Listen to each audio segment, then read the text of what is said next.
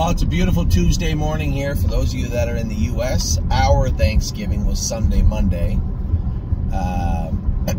We were lucky. We didn't make it home till Sunday night, but right before the store closed, I went up and got turkey and all the stuff you need. So we had our own Thanksgiving dinner on Monday yesterday before the races. And man, what a good night we had again, man. It just, I feel surprised every time I see the horses race so good, but I guess that's what's supposed to happen, I guess, when we buy good horses. And, you know, obviously with the young horses, we need some luck. We saw Spitfire Overseas last night come to life. Now, somebody asked me, was it the Lasix? I don't know. I'm sure that played a role. I mean, the horse, from time to time, would show a little bit of redness. You know, honestly, not enough where you'd think he'd had to go on Lasix. So I'm not certain it was just the Lasix. You know, those few weeks in the fall, just to catch your breath, relax. When he came back here after the Sire Stakes, he coughed for a couple of days. He just seemed a little under the weather. We had to work on his feet. We did school him, but when we schooled him, we had flip-flops on him, and Dominic and I both talked about it after. And when you change footwear, you know, it's not always in the right direction, right? And when we're going from a schooler into a pari-mutuel race without an opportunity to train any speed in between, you know, you kind of got to hold your breath and say, geez, did we go the right way? And I know Dom and I talked quite a bit about it, and we were, you know, he was right. You know, we made the right decision, I think, for the horse at hand. Now, it might not have worked out. I'm sure James could have got him around anyway, but he was just that much better with the shoes on. So, let me explain it. The flip-flops are great. They give a lot of support to the horses. Sometimes they can't get a hold of the track as well with them on, and sometimes it doesn't bother them. And you really don't know until you go a fast mile. You're talking 57, 58, 28, 27 quarters with them. Then you can see the little chinks in their armor, the cracks in the glass, so to speak. And it wasn't until we schooled him that mile. He got out of gear coming out of the turn and got out of gear again once down the lane, and his hobbles felt a bit tight, which, just to explain the transition of Spitfire Overseas to you guys. If you remember way back when, James went with him his first ever qualifier, and he made a break going up to the gate. He was flighty, he was hot, he wore the hobbles zinging tight, and if they weren't on very tight, he would make a mistake. He was just a bit of a scatterbrain. And throughout the summer, he's made such a seismic transformation. He's gone from a horse that was a scatterbrain, that was scared of everything, to a horse last night that wore an open bridle. We took all the weight off him up front in the span of 5 starts. He went from a 5/8 and a bell boot to an aluminum shoe up front in a bell boot. Now that aluminum shoe ended on him by accident, actually. Tim and I were talking when we were in the heat of the summer. We had flip-flops on him for a short period of time at the Meadows. When he won his first lifetime start, he had flip-flops. The start subsequently following that, he had flip-flops on, but he had weight on. And we raced him once, and we were on our way to Philadelphia. We were going to Philadelphia to race him in that stake race down there.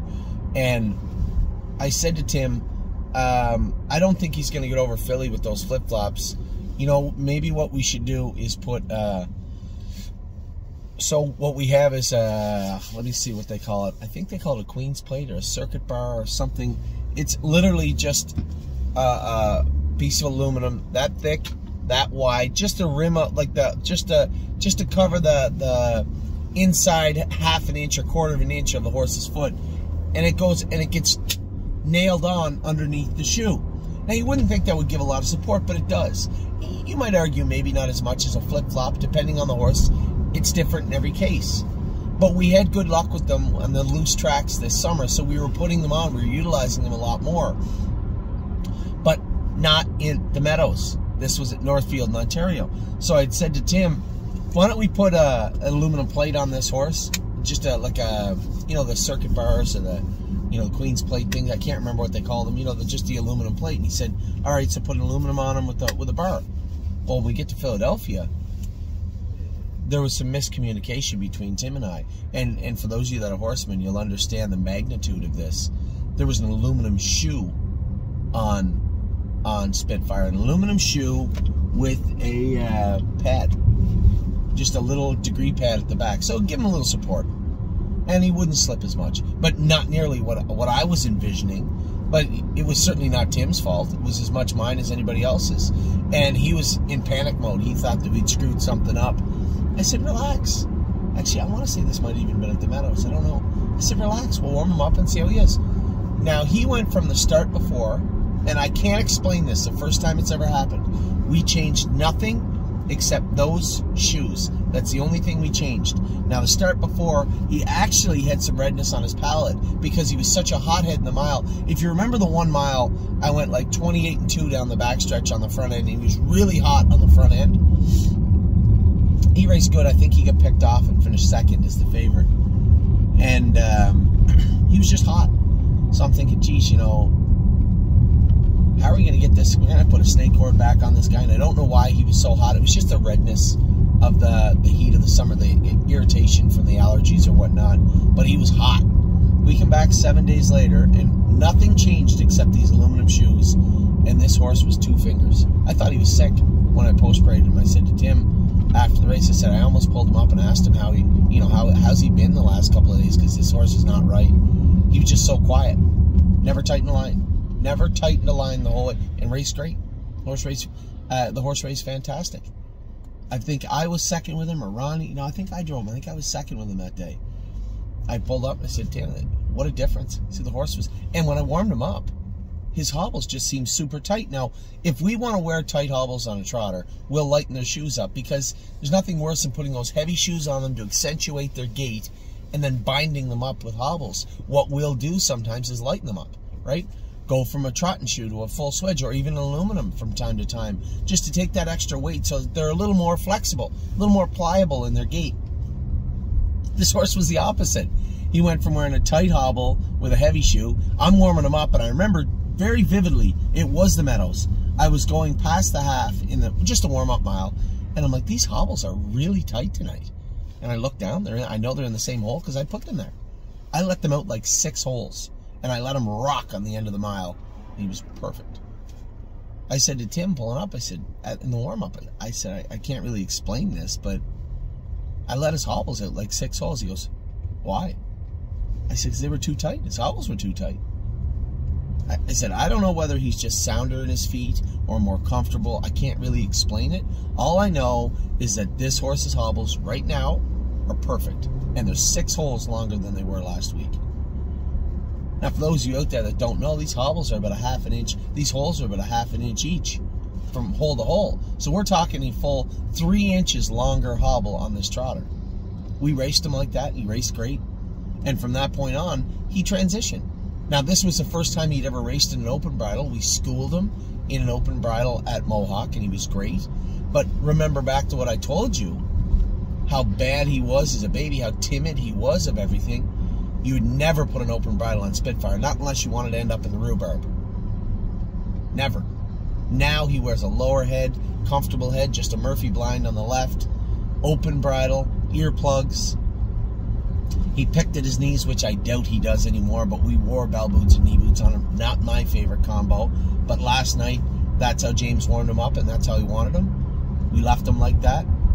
Because really, it comes down to how you have to understand when you're a driver, the bike. You know, I know a lot of the trainers say, "Oh, the drivers and their bikes." It's all about being comfortable, right? If you need to be focused all the time on the race and the horse, and if you know that the horse is comfortable in the equipment, you're comfortable in the bike with the horse. That's important. It might sound silly to you, but these aren't cars.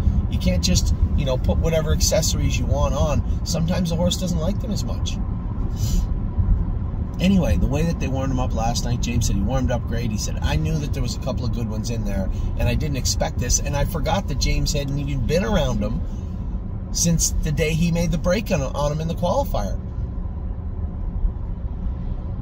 He wasn't even around the horse. So he said, I remember the qualifier, and he was timid. He said, what a different horse he is now. He said, I was a little, you know, quiet with him at the gate, and I brought him in slow. I said, no, you did everything right. The horse was fantastic.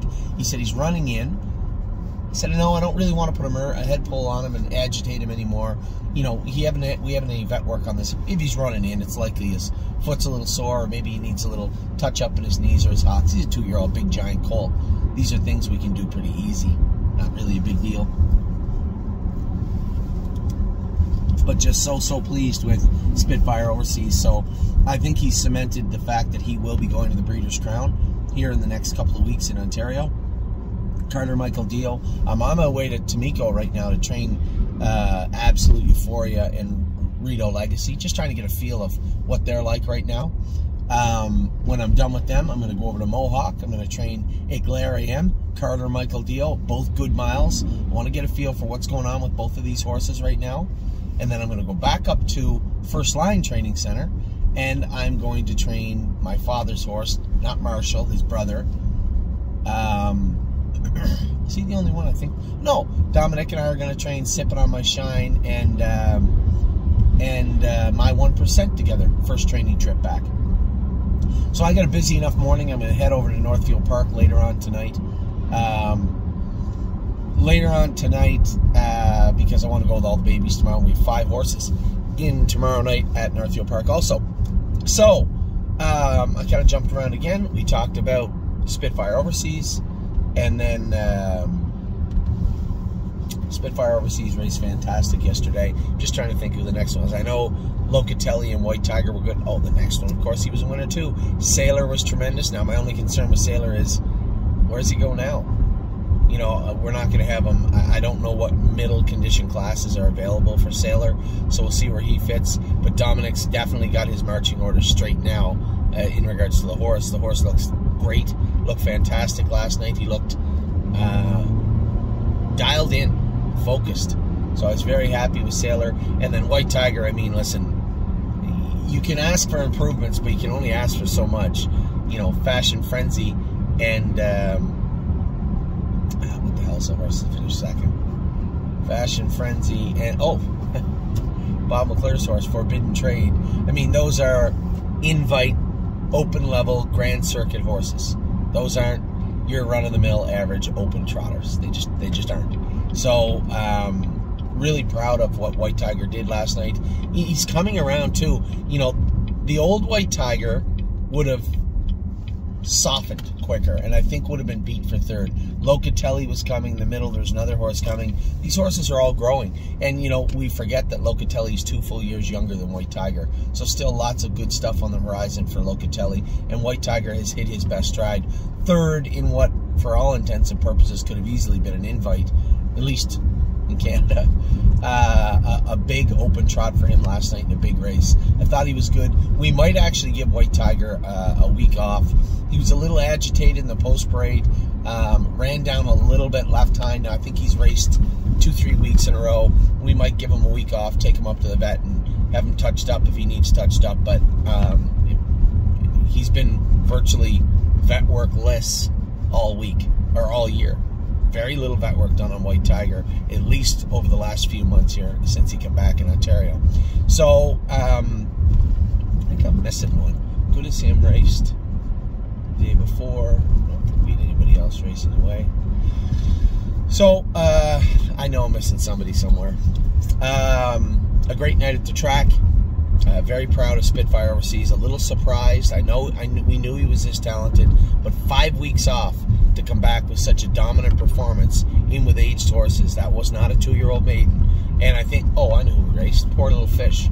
5 Fish Species was in there. She scoped with an excessive amount of mucus and a few flecks of blood also. But though that blood would have been caused from the mucus, that's her last start of the year. She's going out to the field to fill out, mature, grow up. She'll be going down to Jeff's place within the next couple of days.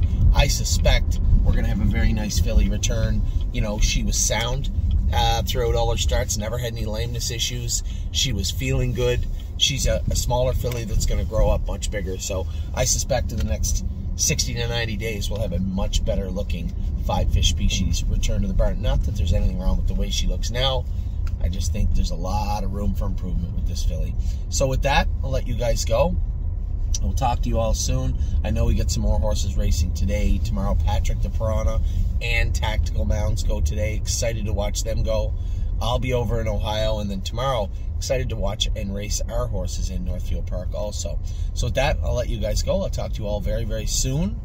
Have a great day.